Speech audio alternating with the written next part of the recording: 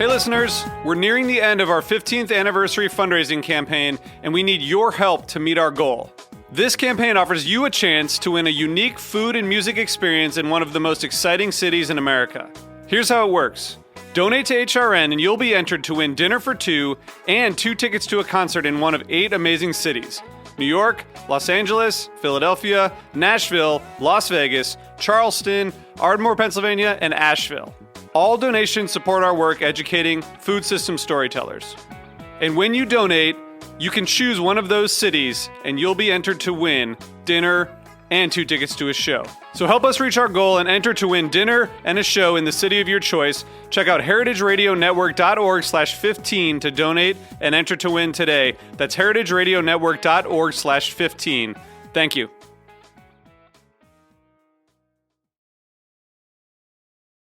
You're listening to Heritage Radio Network. Heritage Radio Network is food radio supported by you. Learn more at heritageradionetwork.org. Hello, everybody, and welcome to a brand new series on Heritage Radio Network called The Culinary Call Sheet, where we give a peek into the back kitchen of culinary media. I'm your host, April Jones. And I'm your co-host, Darren Bresnitz. Part of why we started this show was to offer an unofficial mentorship for anyone who is interested in learning about all aspects of food and video, whether that's TV, social media, online, or just something you want to do for fun. Absolutely. What was once niche or a little silly, as I'm sure you remember, Darren, when we started out, yes, ma'am, has now become such a massive playing field for so many creatives using food as the medium. It's something that has driven us professionally and personally for so many years. What excites me the most about this show is that we're going to sit down with some of the industry leaders to hear how they made it and what drew them into this industry.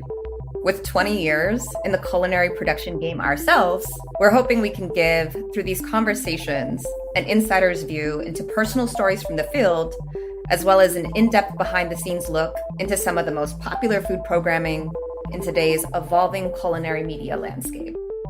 We'll be covering everything from how to style your food, to how to license IP, to developing your own ideas, and some tips from the masters of how to host your own show. Yeah, it's a little bit of conversation, how to, and how do you do the things that you do in culinary media, which I'm so excited about. I love so many of the guests that are coming on this season. We have talent from Food Network, from Vice Media, Eater, Refinery 29. We've met some of the best people in the world, both in front of and behind the camera. And we're bringing them all together to share their stories, their delicious adventure, and their unique journey into this crazy world. So to be the first to hear our episodes when they launch this fall, go to wherever podcasts are streaming and hit subscribe, and make sure to give us a follow at the Culinary Call Sheet on Instagram.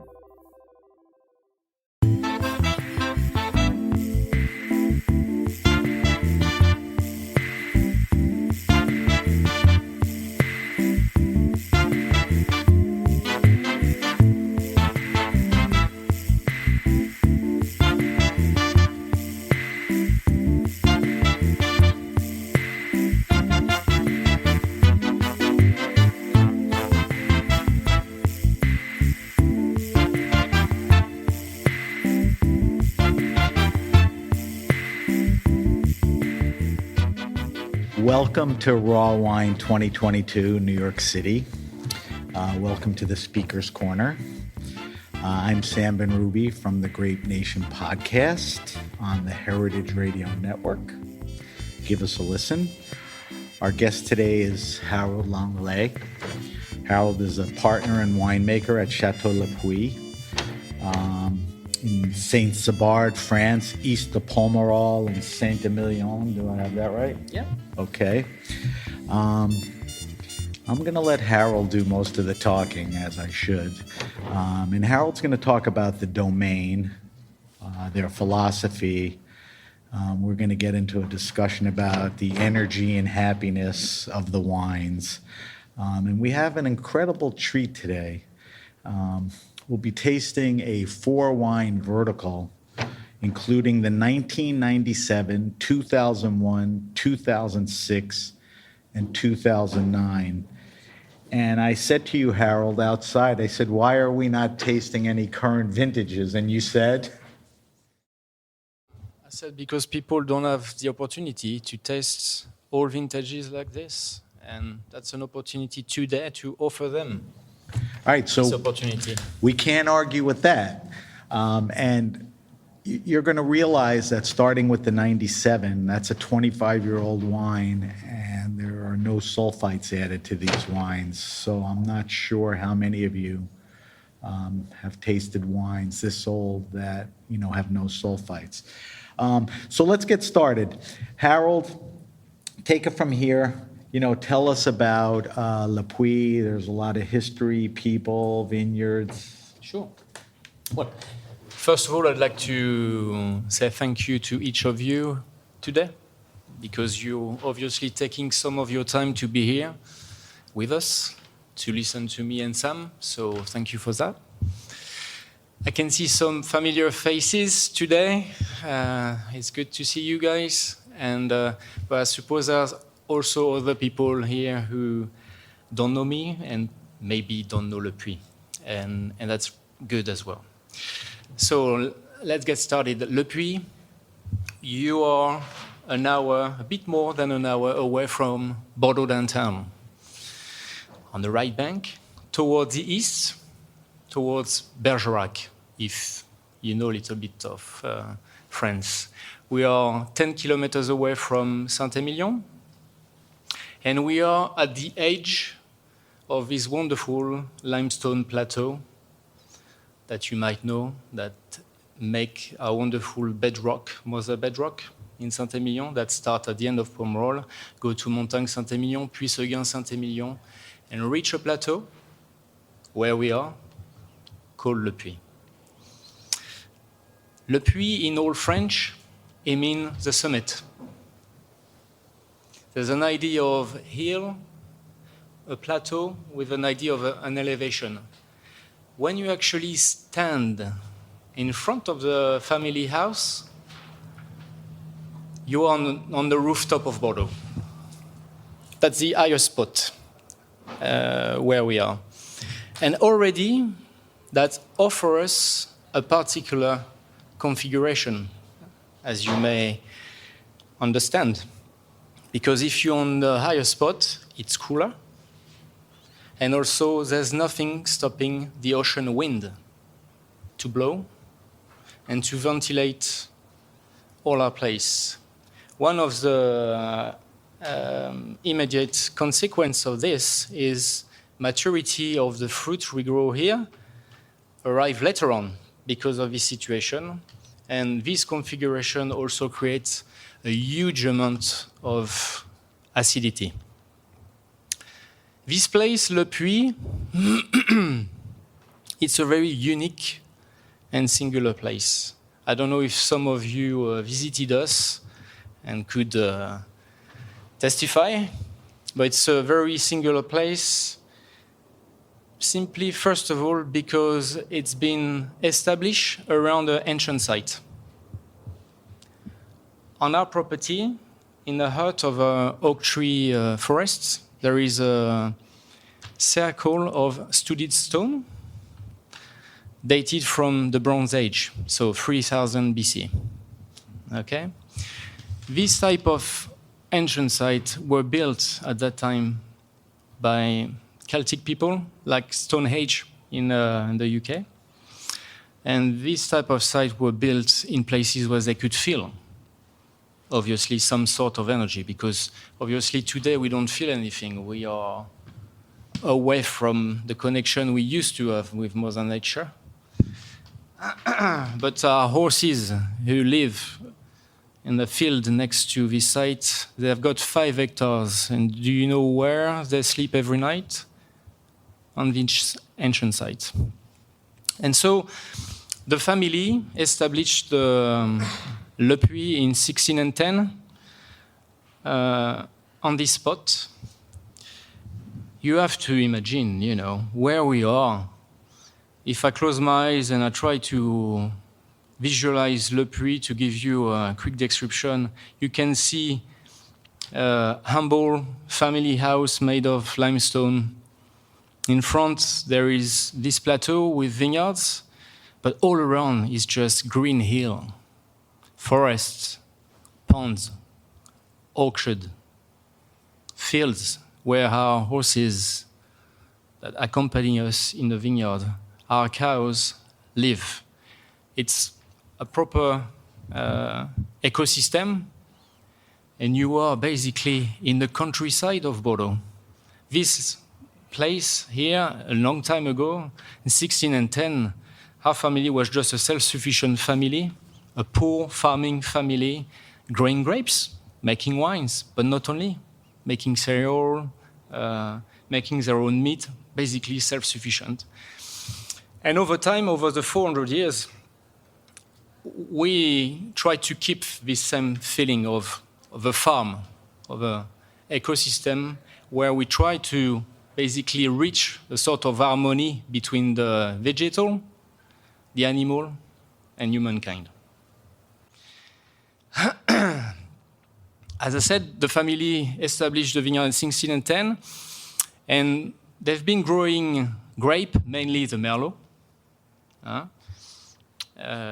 and making wines in the most purest way since 1610, refusing the usage of any entrant since 1610 and forever. We never moved away from this approach. Our great-granddad, Robert, was one of the founding fathers of the association called Nature and Progress, the first association in France who set up the first kind of certification for organic. You are in 1964, at a moment where intensive agriculture, as you may know, was booming everywhere in the world because you had to feed people after the war. And so we were the founding father of that. And then later on in the 80s, we adapted the Steiner philosophy to the viticulture along other great winemakers and friends that you may know, like Nicolas Joly from La Coulée de Séran, Marcel Lapierre, Frédéric-Henri Roch, Marcel Dice from Alsace. So this is basically where we are, who we are, and what we do. Well, today, I didn't come here to talk to you about biodynamic techniques. Not at all. If you expected that, then you should go in the room and taste more wines. I came here today, I don't know why I'm not going to talk about that, just because biodynamic and Steiner philosophy is not a production method for us. It's a lifestyle. We live this for those who are technicians. We are not technicians, we are farmers. Instead of that, I'd rather speak to you about something that is much more important to you in your life as a humankind. Because as a humankind, what are we? We are funny creatures made of flesh and emotions, and we are just try every day of our life to reach a status of happiness in every basic action we're doing. That's what we do. Sleeping, eating, drinking, making love. And our role, or how we see our role as Le Puy, is to offer you happiness through a food called wine. And to offer you this happiness, the wine for us, first of all, it's a beverage, so it needs to be thirst quenching. But it needs to be the purest as it can be. And it needs to offer you the most natural molecules that are good for your body. It needs to be texture, digest, but most importantly, it needs to be vibrant, almost energized. And why energized? Because the origin of everything, what is it? The origin of what we do when we grow grapes. Do you know, I know some of the people talked about that yesterday, so maybe they know the answer, but do you know what is the element that creates the matter, the wood, the leaf, and then the grape at 95% and over? Anybody want to try? There's one element responsible for the matter at 95%. Well, it's not the soil and it's not the water. It's just what we see through the window right now, the solar light energy. 95% of the matter is created by the solar light energy. Don't get me wrong, the soil is key, is crucial, as well as the water, obviously, especially with global warming. So what does it mean? It means one thing, and I'm not esoteric here at all. It means that grape is energy. And it means that if you do your job correctly as a winemaker, then wine is energy. And to do that, do you know how the plants create this matter from the energy? But the plant does like you. And when you look in a dictionary for the word, what is life? Life is breathing. And the plants, like you, carry energy or transform one primary energy to another through breathing.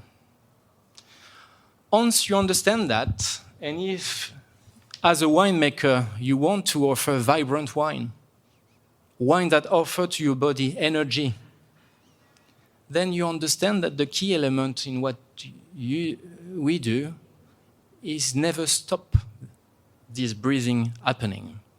So some of you might be like, oh my God, what is he talking about? Because as a winemaker, we all fear oxygen. Well, not us at Le Puy.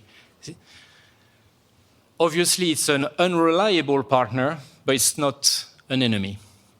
And so everything we do at Le Puy is never stopping this breathing happening, and I would say facilitating it from the soil, where you're going to create the proper frame for the root network to develop in the ground, for the earthworm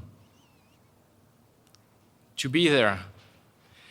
And then when all these plants are going to accrue all this energy, you're going to pick them by hands and straight away immediately carry an instant fermentation that we do by infusion with obviously indigenous yeast.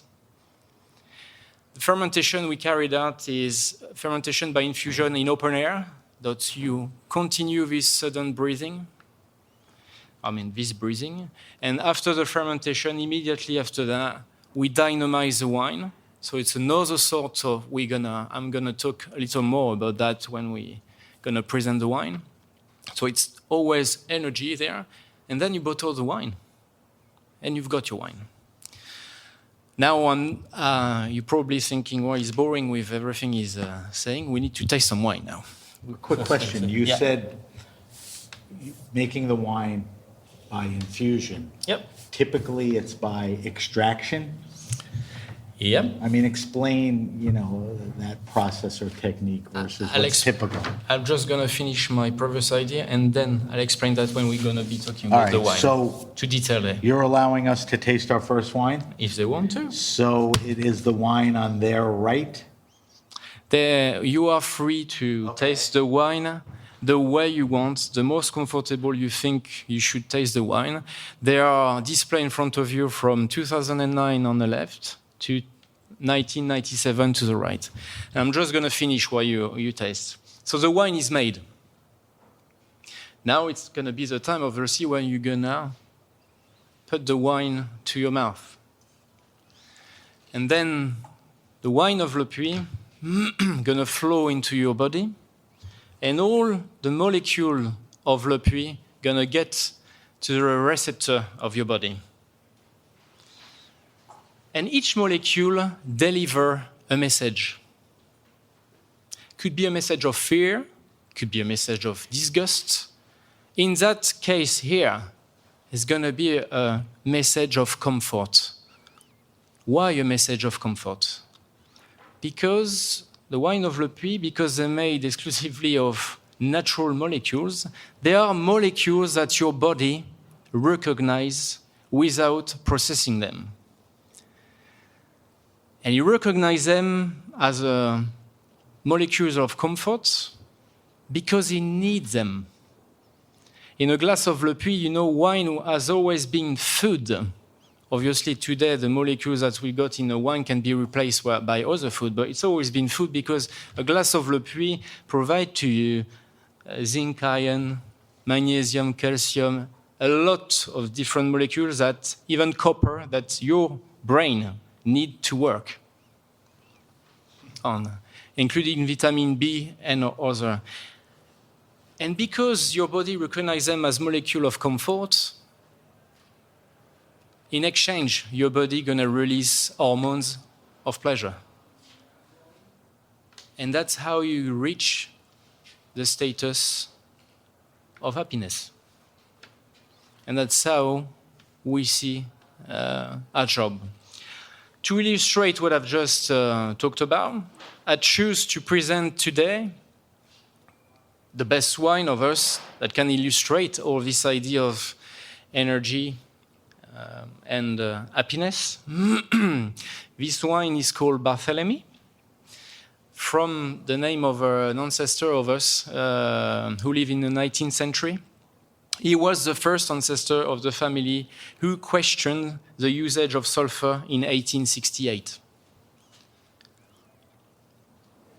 He tried, and he succeeded in creating his first wine without adding any sulfur.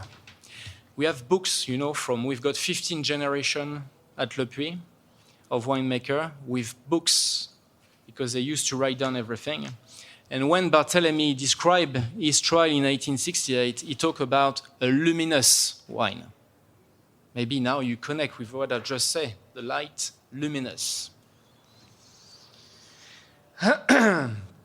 And so in the 90s, we wanted to, when we found out his book, we did a trial and we created this wine from the original plot of the family, which is just in front of the family house.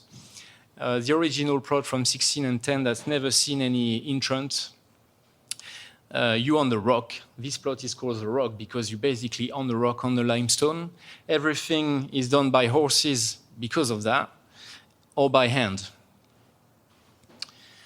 And the wine of Barthélemy, and all this wine in front of you, so they made through a fermentation, as I said, by infusion. And so I'm going to reply now to Sam's question. The infusion, you know, I always say at Le Puy, we make more teas, you know, tea, that we make wine. Why?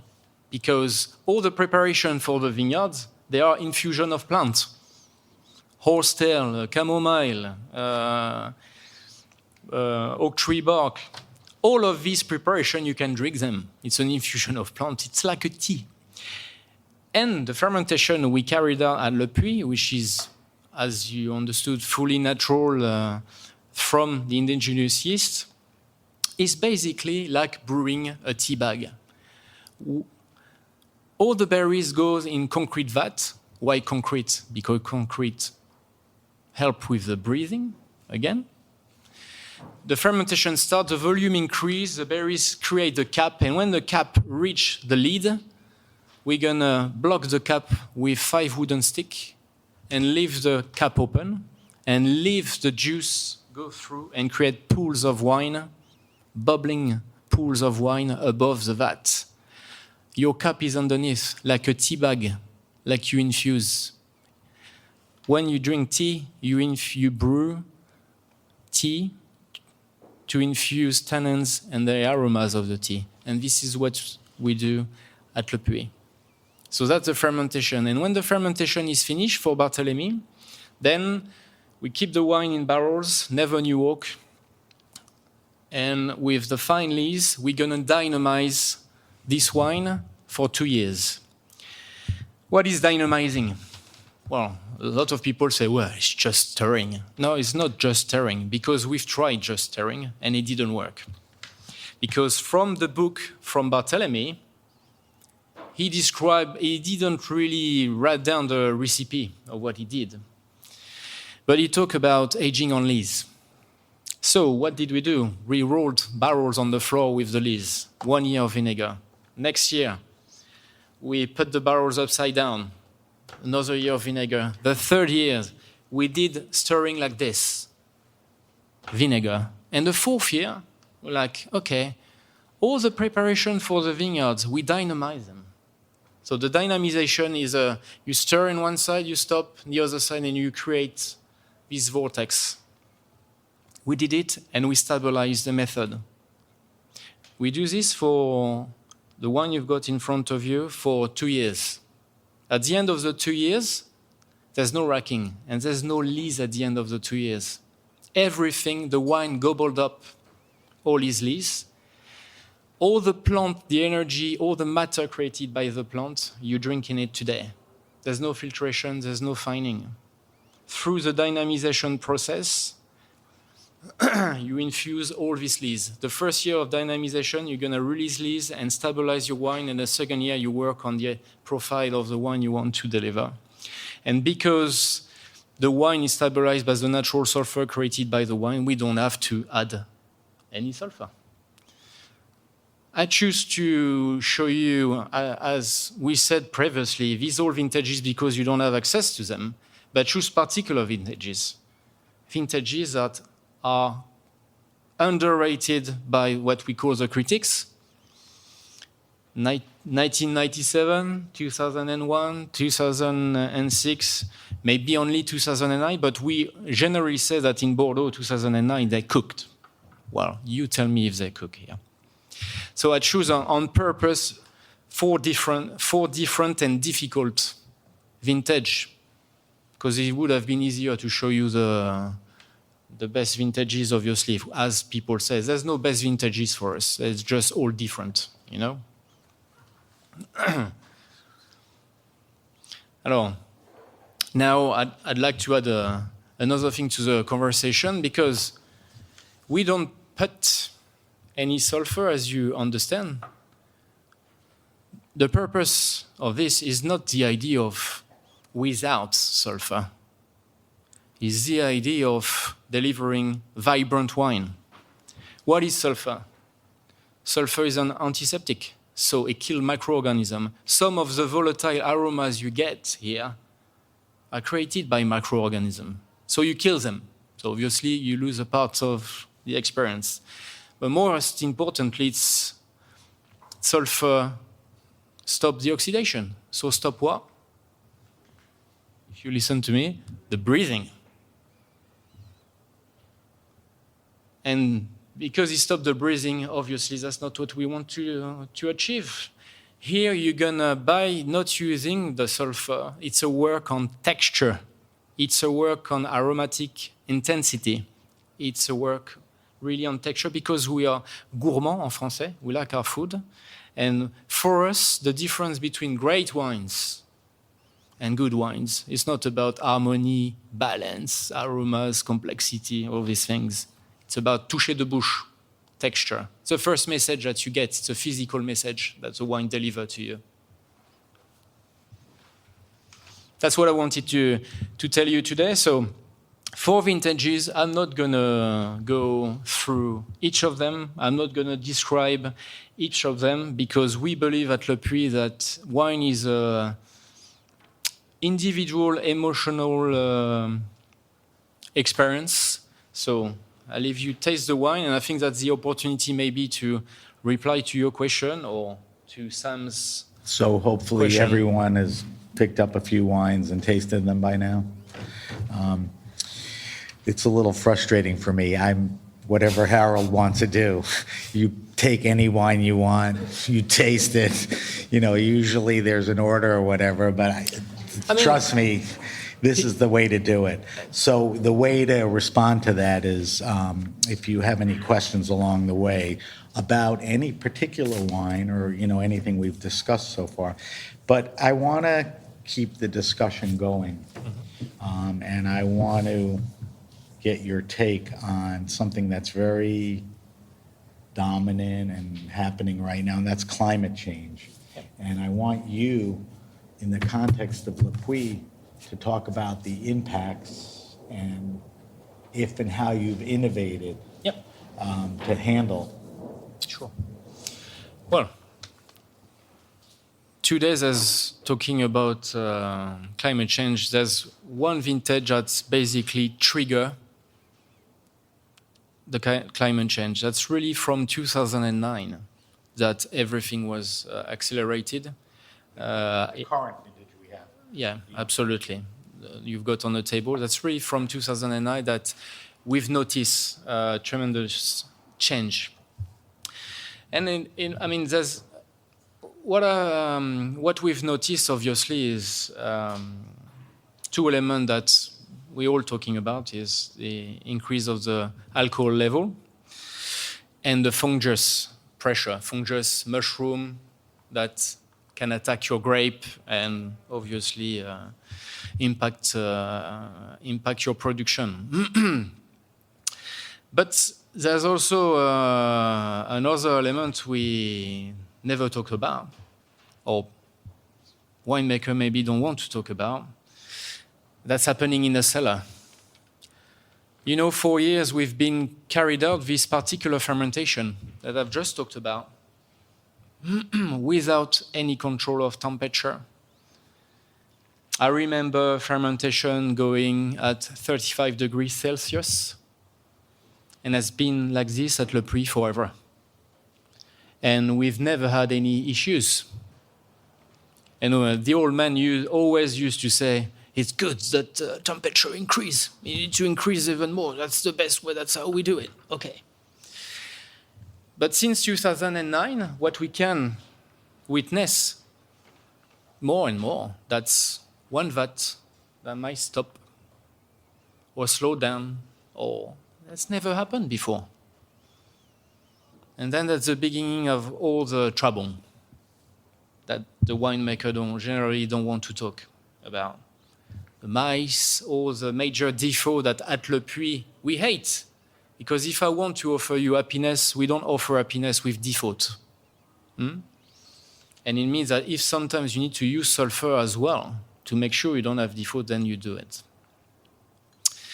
And so there's these three major issues. And I have to say we moved away from the appellation system in 2019 because we felt like we were in prison and not free anymore, especially free to research and to innovate.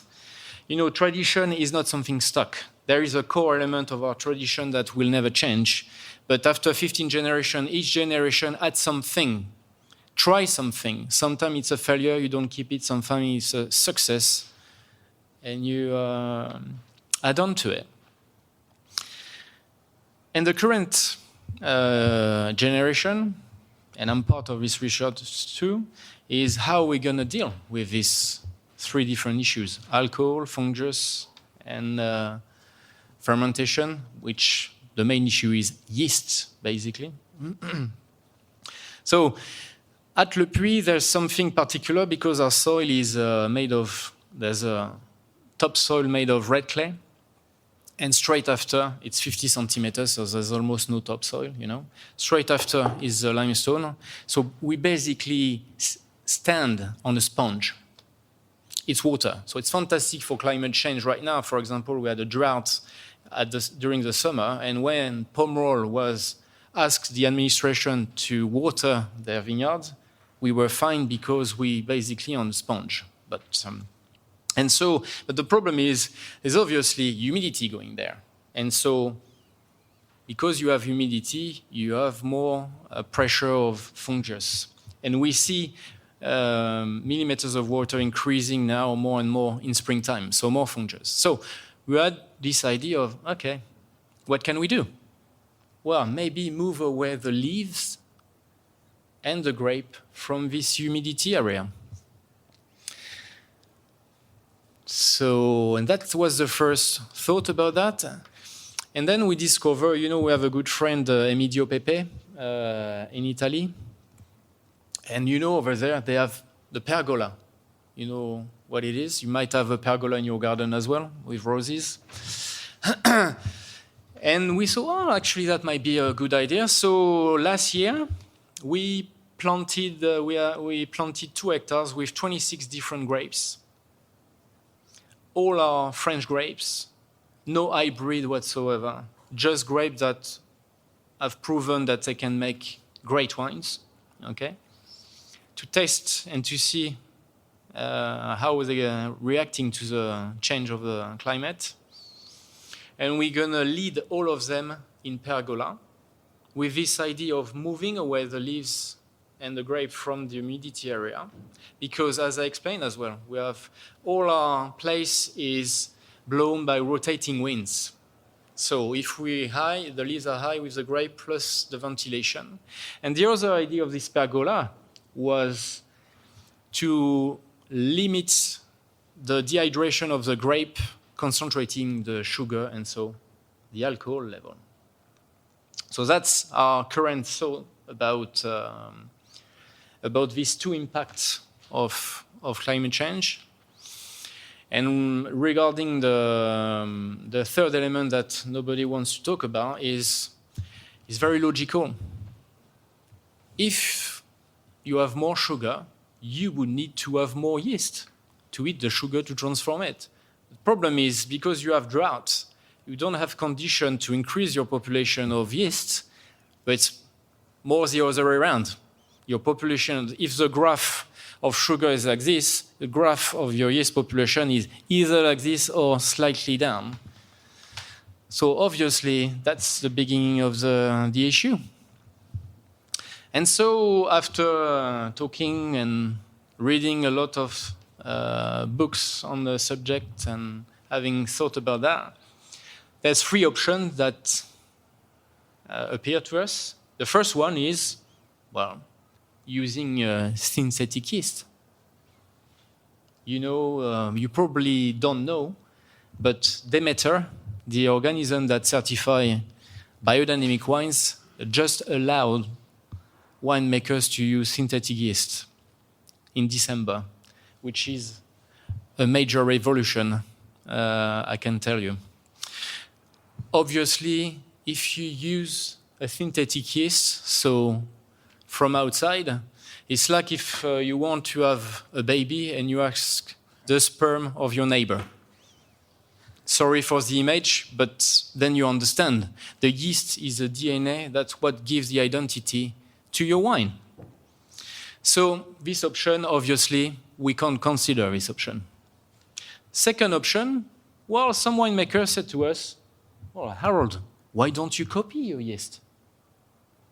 We have some great winemakers, I'm not going to mention them, who said this to us. Same difference. Okay.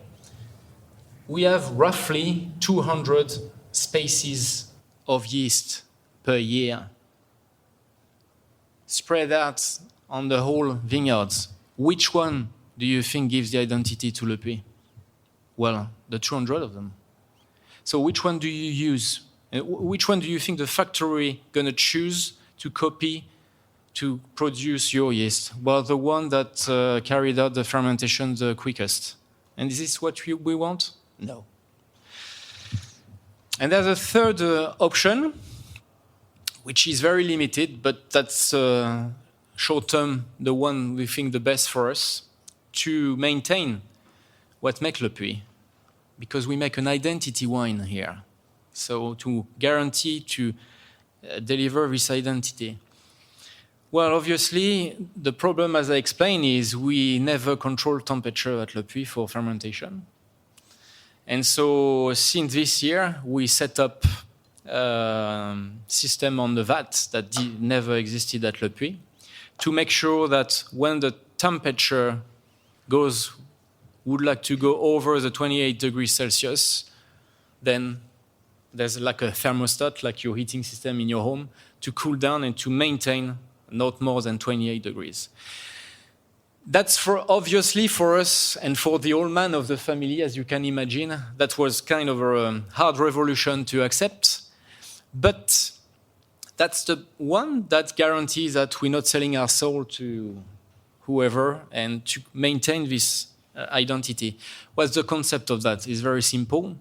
The yeast are dying after going over this temperature. So the whole purpose of this is just to maintain as much as you can your yeast alive so they could still keeping eating, and so you don't have issue with fermentation anymore. So, Is that what prompted Demeter to allow synthetic yeast? Because of that? I mean, it seems counter to everything they do. well, we discovered that Demeter, they released a new criteria in last December. They didn't do any communication about that, and I understand why. Because we were part of the initial cahier des charges. So, I don't know in English, but the first criteria to get the appellation, I can tell you they were very strict about this kind of thing.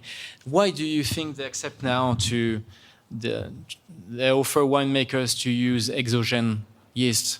It's just because we're all facing the same issue. And if they don't allow this, then it's finished. There's no more biodynamic. It's just really witnessing that this is a major issue for everybody. And that's based on this impacted by climate change. Yeah. So, and that's not the all only. options have been exhausted, do you feel, or not necessarily, where they introduce synthetic yeast? It seems like, what else can you do? Well, there's another option that you can hear more and more in Bordeaux and somewhere else. There are the hybrid grapes. And people don't talk specifically about the benefit of it. We're not only talking about hybrids that have immune system to fight some fungus or disease, but most of these hybrid grapes, they actually produce more yeast. And that's why we can see this happening more and more. So, Bordeaux is so well known for Cabernet Sauvignon, Merlot, and the other blending grapes, Petit Verdot. Burgundy is singularly Pinot Noir. Do you see a direction where Bordeaux, the grapes will be these hybrids? I mean, it doesn't seem like it's right in front of us. Well, I can tell you something. The right hand of the French agricultural minister talked about hybrid very recently in an article, and I was shocked about that. Now, there's another option. But wait, can you, a hybrid of, what are the hybrids? I mean, what are they playing with or experimenting with? Hybrid of what grapes? Well, I don't know all the details about that because we're not interested in that. Okay, it's a topic fair enough. Voilà. But what I want to add, and is, I think, a more interesting topic is a question that nobody just think about or talk about is why can we think 1 second that these old grapes like Merlot can adapt climate change? At Le Puy, the average age of the vineyard is 50 years old. So you back this before the 70s. And all the clone vines that you see in vineyards, they started to be planted from the 70s. So at Le Puy, we've got roughly 40% of our vines that are individual, like you, like me. They're all different. They all have a different DNA, immune system, etc. This is through diversity that we can solve and increase immune system and increase the adaptation of things. And we believe, and we can already see, that some plot of land react differently to this climate change. As we do, our body adapt to this climate change, why can't we think as well that through selection massale, and maybe other things that we will discover, I'm talking obviously today about what are our short-term direction, but there's an ongoing thought about all these different topics. But why don't we think about that as well? Well, would it not be possible to imagine that? Well, I agree. I think you and I know that most people are not thinking that way. Yeah. I mean, that's the problem. People are just figuring out how to move ahead, and maybe the synthetic yeasts, will solve that problem to them. That's not how you want to make wine. Like we resolved the issue of feeding people with intensive agriculture. And now we moved away, we go back to what it should be. So that's why I'm talking about that, because we need to also to raise this point. And if we one day, if France choose to go towards the hybrid grape, so then that will be the end of the French vineyard, definitely. Because we don't produce wine of grape, we produce identity wine. And if we move on to hybrids grape, then that's the end of the identity of our wine and the end of the French vineyard. This is just my own opinion. Huh? So everyone, I hope by now, has tasted all the wines.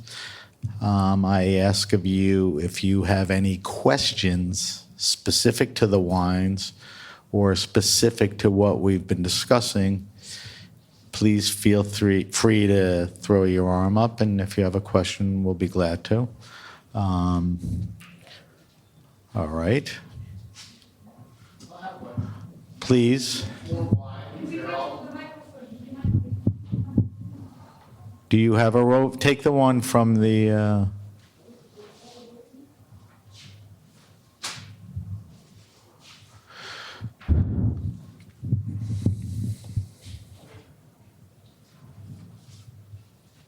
Yes, we have 4 wines. They're all made the same process. There's one, I'm not sure of the vintage, it's not identified. You have a lot more. 2001.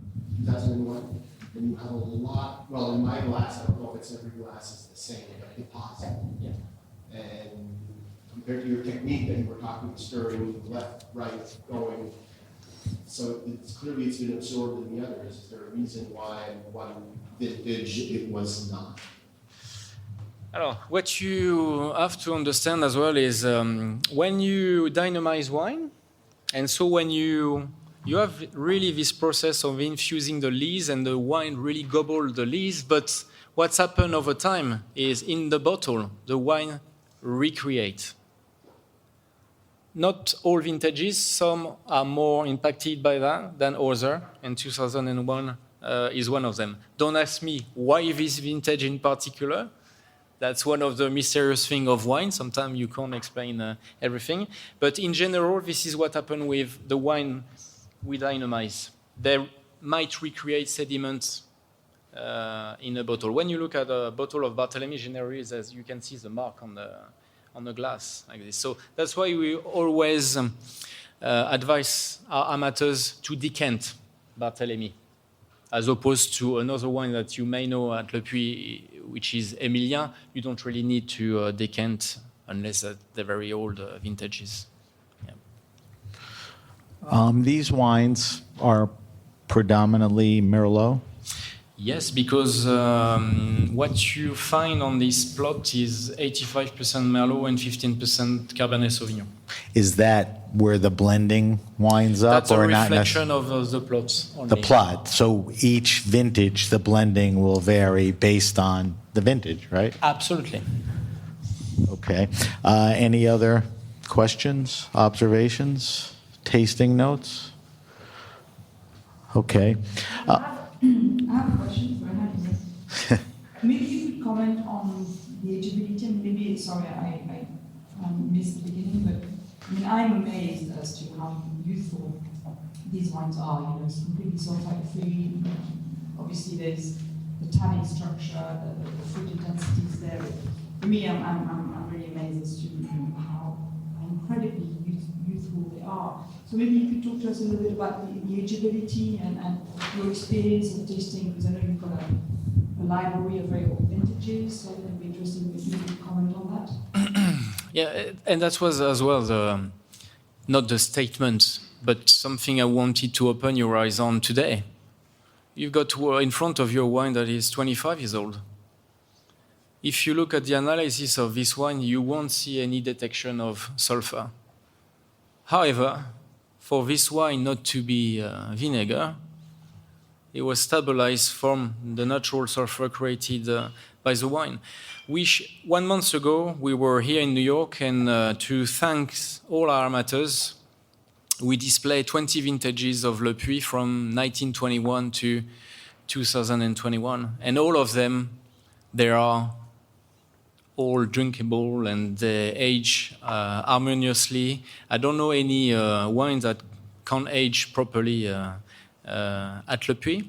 I think there's you probably felt it, but the key element of Le Puy, of our place, after the rock, is acidity.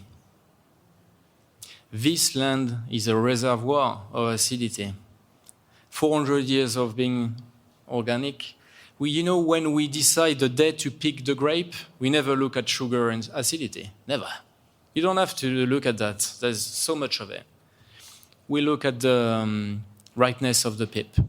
And so what I believe is one of the magic elements that make this wine aging all this time is this acidity base. Some of our red wines have got the pH of white wine, so very low.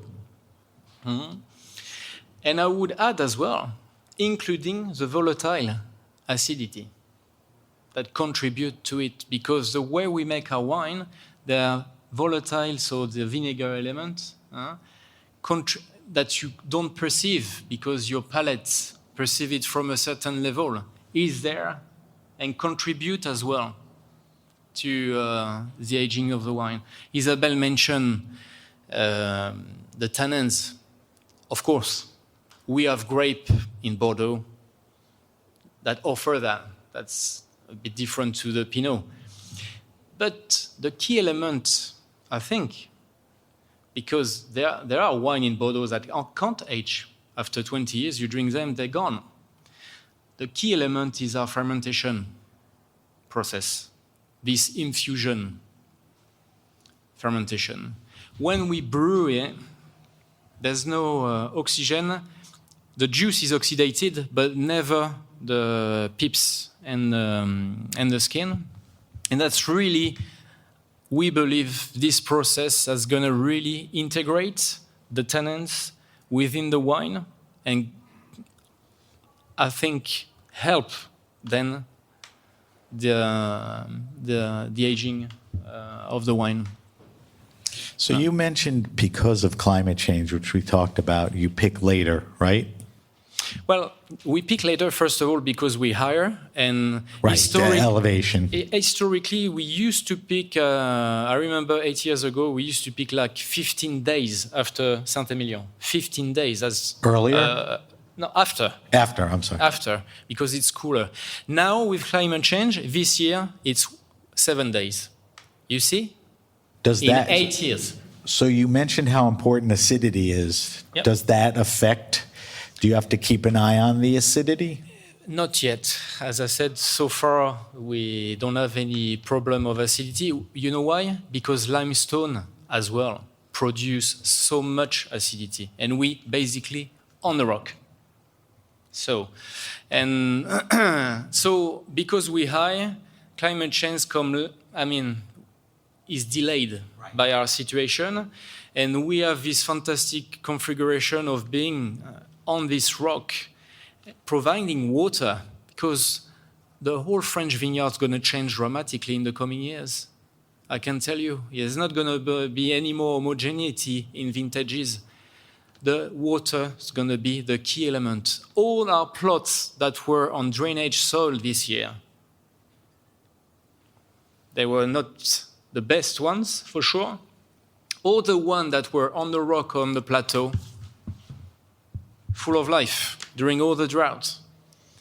And so, it's funny because at Le Puy, we've always said the best plots are in the valley, not on the plateau. Why? Because the plateau was providing so much humidity and so much fungus pressure that was for them the problem of the property, and the problem become our future benefit, our future advantage, and that's gonna, and more and more you can see in Bordeaux that there's no more homogeneity in vintage, and that's gonna be dramatically directed by this.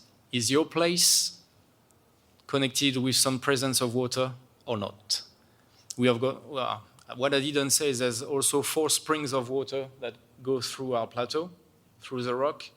So that's, so we're lucky with that. But it doesn't stop us, obviously, as you understand, to have consistent thought, to imagine the future and anticipating.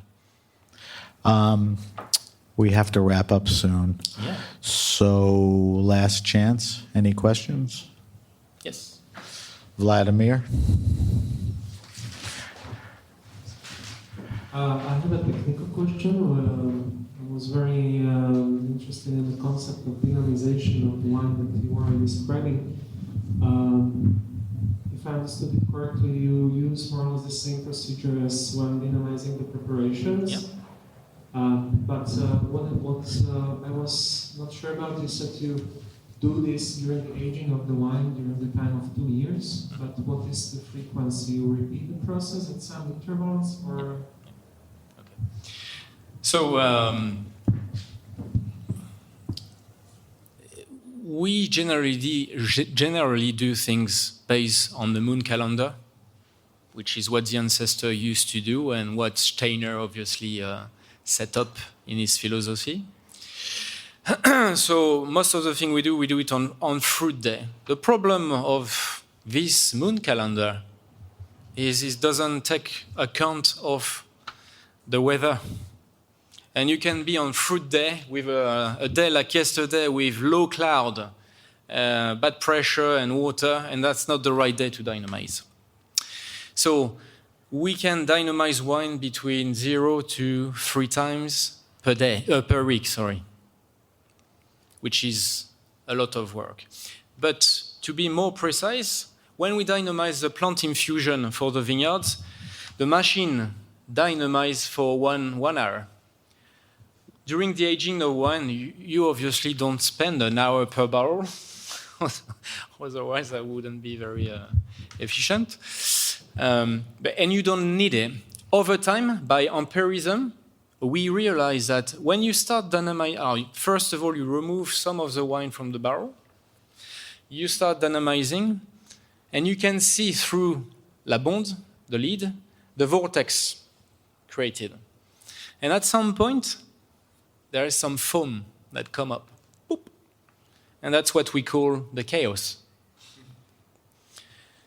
And we know by empirism, so basically doing this, we discover that from this point, that's it. You don't need to do anything more. You put the wine you remove back to the barrel and you move to another barrel. Now, one thing even more interesting as well. Dynamization. Dynamizing. There's an idea of something dynamic. I don't know if I tell this story to these guys yesterday, but in our cellar, there is an old guy called Hervé. He's been at the property for 35 years. You have to imagine he's a big guy, big arms, 80 barrels to dynamize. He's got arms like this. Bon. And 2 years ago, he got injured. Not dynamizing in his own life. So we had to hire another person, and we had the opportunity to hire a girl. And we saw, that's cool. That's gonna probably add something interesting to the wine. You know, each wine is a reflect of the person that make it. And if you taste a 1944 at Le Puy, like we did in New York a month ago, which was a women wine, because the men were at war, well, you can taste the difference. Coming back to what I was saying, so she started to replace Hervé in dynamizing the wine. Bon. As I said, the first year of dynamization, you put the lees in suspension and you infuse the lees and you stabilize your wine. There's not much impact on the aromatic profile of your wine for that first year. You really shape the profile of the wine you deliver from the second year. And each month is crucial. You can see the progression of the profile coming. And with that girl, after 1 month, no change. Second month, no change. Third month, and I'm like, what's going on? Well, we were like, because we are 7 winemakers of Le Puy.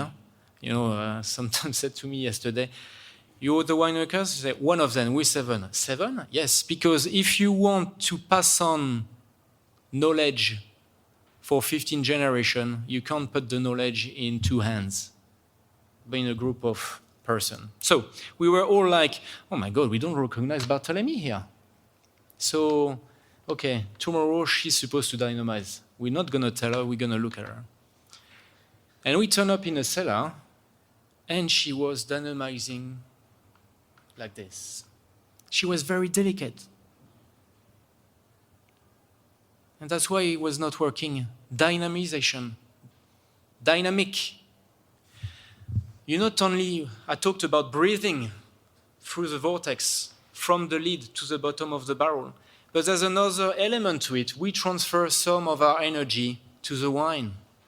And Hervé, if you look at Hervé when he's doing it, he is dynamic.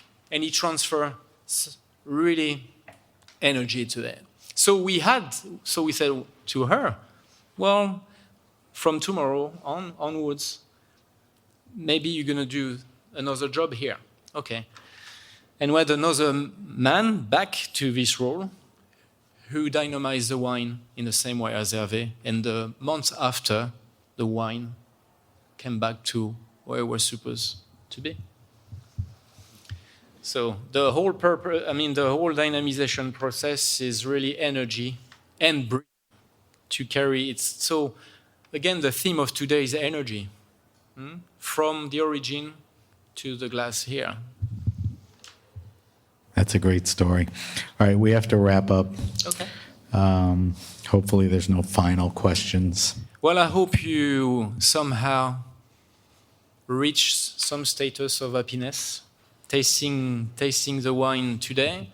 If you want to taste more of our wines, more recent wine, I'll be behind my table, and you're free to come and taste them with me. Thank you for being here. Thank you for being patient and listen to me. I hope you did learn something more about Le Puy and our philosophy. And hope to see you soon. So don't forget, we had a 1997 that had no sulfites, that if anyone asks you, however you want to term it, natural, organic, but do they age? This wine is wonderful, and that should answer your question. I want to thank our guest, Harold Langlais from Château Le Puy, for discussing and sharing his wines. This was a treat. Thank you all for attending the Speaker's Corner at Raw Wine in New York City. I'm Sam Ben-Ruby from the Grape Nation on the Heritage Radio Network. Please listen to our podcast, and I'll tell you why. This week, Isabel Legeron is on it. We had the great opportunity to sit down with Isabel and discuss all things raw wine, natural wine, and a lot of other stuff. So that's a great episode. Enjoy the rest of the day. And again, thank you for coming.